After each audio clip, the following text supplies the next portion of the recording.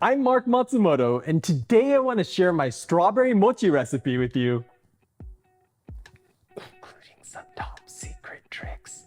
So stick around. Strawberry mochi, which is known as Ichigo Daifuku in Japan, is a Japanese sweet that started the trend of fruit-filled mochi. Although it's been around for less than 40 years, it's become one of the most popular sweets during the Japanese strawberry season, which runs from December through May. In my version, I start with fragrant Japanese strawberries and envelop them with my creamy homemade Anko or red bean paste. To make these a little extra, I've infused my mochi with the rich flavor of sweetened condensed milk, which make these daifuku taste like strawberries and cream. I'm also going to show you an alternate way to wrap these with the strawberry nestled on a pillow of mochi. So let's start with a look at our ingredients. For the mochi, I'm using 90 grams of mochiko or glutinous rice flour, 70 grams of granulated sugar, 2 tablespoons of milk powder, 3 tablespoons of sweetened condensed milk, and 3/4 of a cup of whole milk. To stuff the daifuku, I've got 180 grams of Koshian or smooth red bean paste and 9 small strawberries. You're also gonna need a good amount of potato starch for dusting. If you want to learn how to cook azuki beans to make red bean paste, I've got a video for my method that I'll link to in the description down below. That recipe is for chunky tsubuan though, and I like the smoothness of Koshian for strawberry mochi. So let me quickly walk you through the extra steps you need to take to make it. After draining the cooked beans, I dump them into a food processor. Then we're gonna run this for about 3 minutes or until you have a smooth paste. The proper way to do this is to pass the beans through a tami to remove the skins, but this is a ton of work and you end up wasting the high fiber skins. So for daifuku, I prefer doing it this way. The rest of the process is the same as in my Anko video. You want to check your sugar syrup to make sure it's hit 230 degrees Fahrenheit, and then you just need to dump the pureed azuki beans into the syrup. Now we just need to stir this until the Koshian is very thick. This is going to take about 6 to 7 minutes. Softer bean paste is good for some applications, but for making daifuku, you want it to be relatively firm or it's going to be really difficult to work with. Once you can run a spatula through the red bean paste without having it run back into the gap, you're good to go. Now I'm just going to pack this into a clean container and let it rest overnight in the fridge.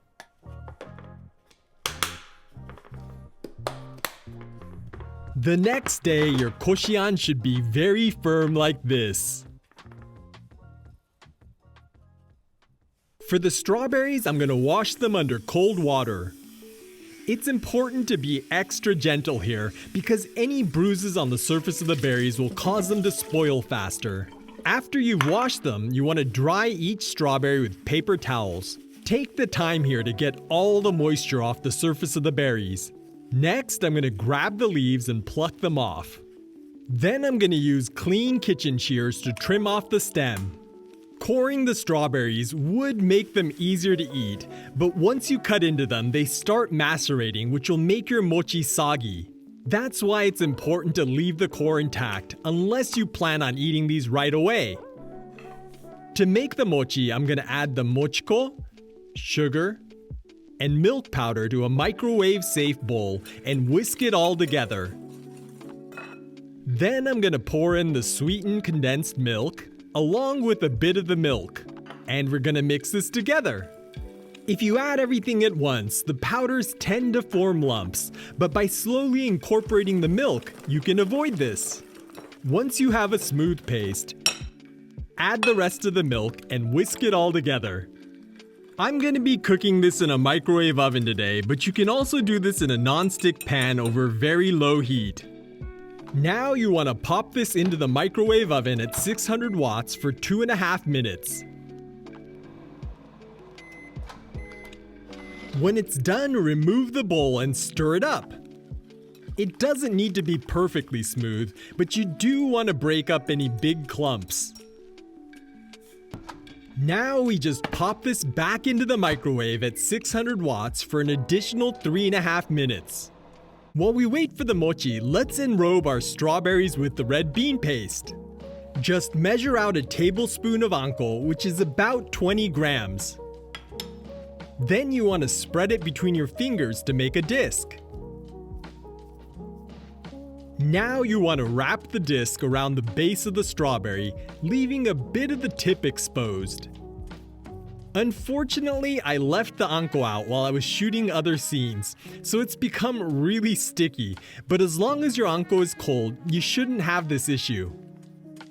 Remember how I said I was going to show you an alternate way to wrap the strawberry mochi?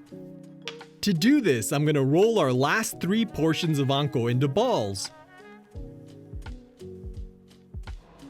Okay, our mochi should be done now, so let's get it out of the microwave. And then I'm going to use a stiff spatula to knead the mixture up until it's smooth and elastic. It's super hot and sticky at this point, so be very careful not to get any on your hands. Once it comes together into a smooth ball, transfer it to a sheet of plastic wrap and use the wrap to shape the mochi into a square. The shape doesn't have to be perfect, but this is going to help you divide the mochi evenly.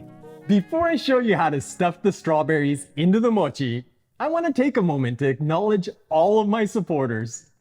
Whether you're pitching in via Patreon, sharing my recipes with friends, or just dropping positive vibes in the comments, every bit of support helps. So I think you deserve a hand. If you've learned something new from this video and want to see all the ways that you can help, hit the link in the description down below to see what you can do. Alright, let's go ahead and unwrap the mochi. It's still pretty hot, but it's cooled enough to handle.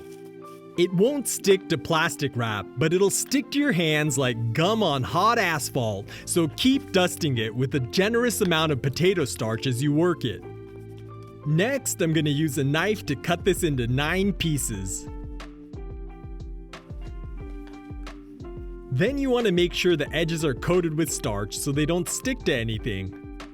To wrap the strawberries, just grab a piece of mochi and press it out flat with your fingers. Now you want to put the strawberry with the tip facing down in the center of the mochi, and then you can stretch the sides up and over the Anko and pinch the edges together. If it starts to get sticky, just roll it around on some more potato starch and then finish pinching the seams shut.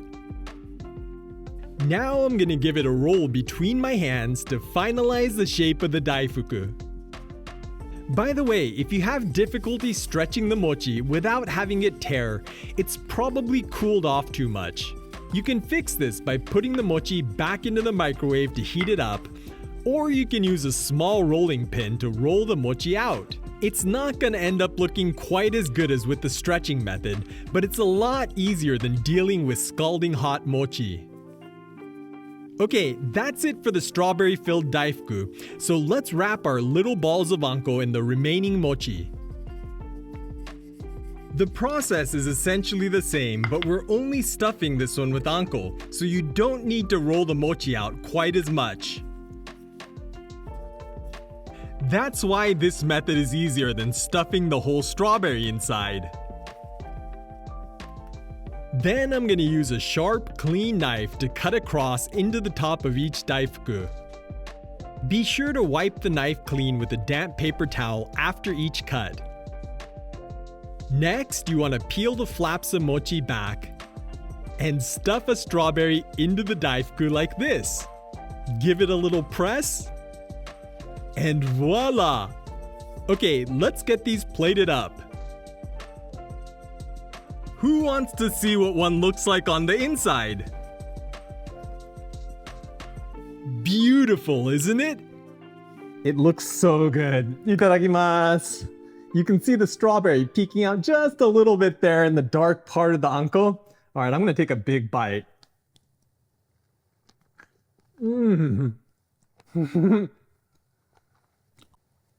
Okay, first off, that strawberry is delicious. It's super fragrant and juicy, and it fills up most of the mochi there. but that's enrobed in this layer of sweet, creamy Anko. And the whole thing is wrapped in a milky mochi, which just kind of brings the whole thing together. I'm not gonna lie, this strawberry mochi is gonna take a little practice to get perfect. But regardless of how it looks, it tastes amazing. This is such a classic Ichigo Daifuku, but that combination of the milky mochi and the strawberries just takes it to the next level. Oh, that's so good. If you enjoyed this recipe, help me out by giving this a big thumbs up and by sharing it with all your friends that love Japanese sweets. Well, I'm gonna go whisk up a bowl of matcha to have with this Ichigo Daifuku, but check out this playlist for more sweet treats, and I'll catch you in the next one.